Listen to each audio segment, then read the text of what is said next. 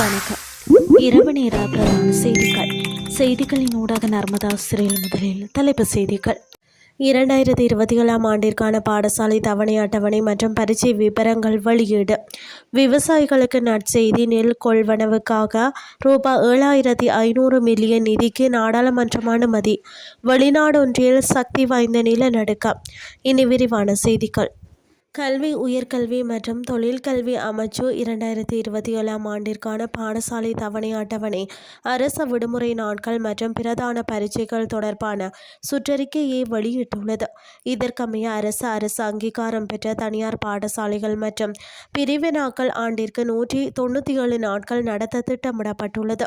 சிங்கள மற்றும் தமிழ் பாடசாலைகளுக்கான முதலாம் தவணை ஜனவரி 4 முதல் ஏப்ரல் 9 வரையிலும், இரண்டாம் தவணை ஏப்ரல் 26 முதல் ஜூலை 30 வரையிலும், மூன்றாம் தவணை ஆகஸ்ட் 30 முதல் டிசம்பர் 3 வரையிலும் நடைபெறவுள்ளது. முஸ்லிம் பாடசாலைகளுக்கான முதலாம், இரண்டாம் தவணைகள் பல கட்டங்களாக பிரிக்கப்பட்டு நடத்தப்படும். மேலும் 2027ஆம் ஆண்டிற்கான காப்போத உயர்தர பரீட்சை ஆகஸ்ட் மாதத்திலும், சாதாரண தர பரீட்சை டிசம்பர் மாதத்திலும் நடத்தப்பட உள்ளன.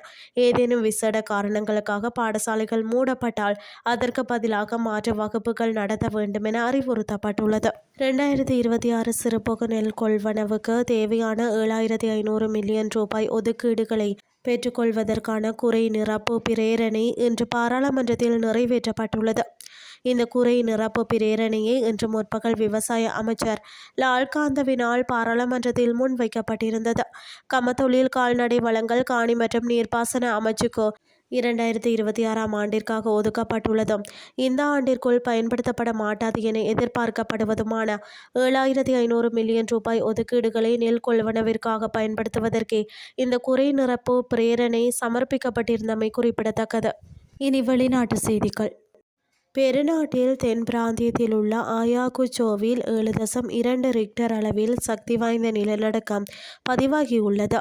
நிலநடுக்க மையத்திற்கு அருகில் உள்ள 9 மாவட்டங்களில் இது கடுமையான அதிர்வாக உணரப்பட்ட போதிலும் இதுவரை எந்தவித பாதிப்புகளும் ஏற்படவில்லை என அந்நாட்டு தகவல்கள் தெரிவிக்கின்றன.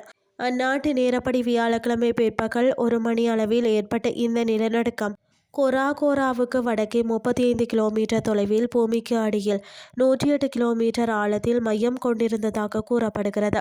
பூமியின் மிக ஆழமான பகுதியில் இது உருவானதால் தலைநகர் லிமா உட்பட அந்நாட்டின் பல பிராந்தியங்களில் இந்த அதிர்வு உணரப்பட்ட போதிலும் எந்தவித கடுமையான பாதிப்புகளையும் இது ஏற்படுத்தவில்லை என பெருவின் புலி பௌதீக நிறுவனத்தின் தலைவர் தெரிவித்துள்ளார்.